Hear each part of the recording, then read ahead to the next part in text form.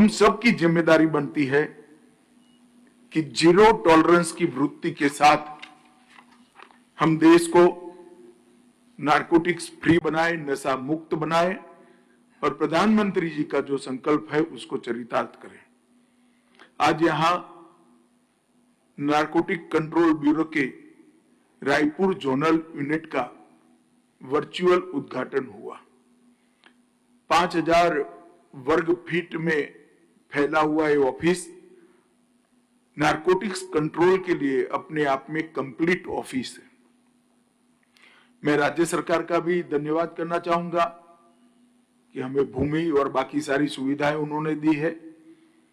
इसके अंदर conference room, बाकी सारी व्यवस्थाएं से युक्त नारकोटिक्स कंट्रोल ब्यूरो की जोनल ऑफिस, मुझे विश्वास है न केवल छत्तीसगढ़, ये पूरे अंचल में नारकोटिक्स कंट्रोल के लिए महत्वपूर्ण भूमिका निभाएगी। हमने लक्ष्य रखा है कि देश में हर राज्य में नारकोटिक कंट्रोल ब्यूरो की स्थापना की जाए और इसके माध्यम से राज्य सरकार का सहयोग कर ड्रग के दूषण को कंट्रोल करने का भारत सरकार का गृह मंत्रालय प्रयास करेगा। ड्रग ट्रैफिकिंग का ट्रेंड बदल रहा है। नेचुरल ड्रग से सिंथेटिक ड्रग की ओर ड्रग तस्कर आगे बढ़ रहे हैं, जिससे बहुत कम मात्रा में ड्रग आती है और सबसे ज्यादा नुकसान और सबसे ज्यादा कीमत भी उसकी होती है। छत्तीसगढ़ राज्य में सीडेटिव के उपयोग का प्रतिशत 1.45 है, जो राष्ट्रीय औसत से ज्यादा है। एक प्रकार से छत्तीसगढ़ 7 राज्यों से अपनी बाउंड्री शेयर करता है, बंगाल की खाड़ी के नजदीक भी है।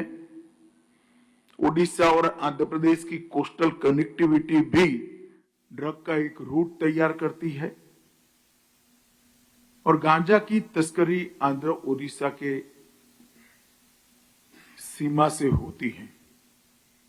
छत्तीसगढ़ में गांजा के नशे का उपयोगकर्ता 4.98% है, जो राष्ट्रीय औसत 2.83% से बहुत अधिक।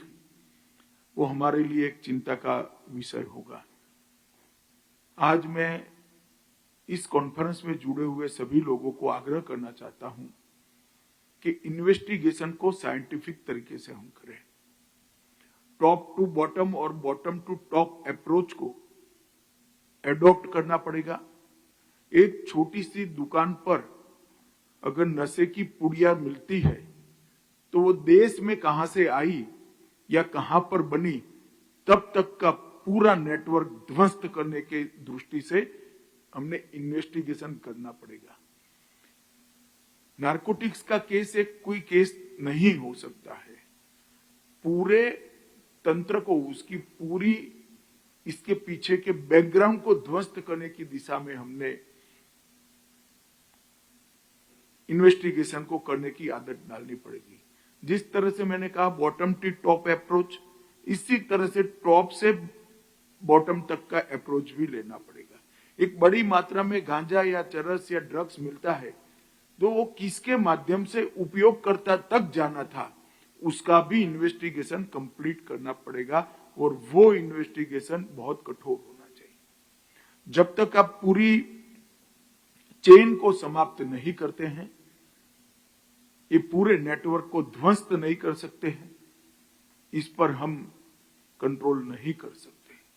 कुछ लोगों को जद में लेकर नारकोटिक्स के बिजनेस को कंट्रोल नहीं कर सकते, पूरे उनके नेटवर्क को ध्वस्त करने का हमारा प्रयास होना चाहिए।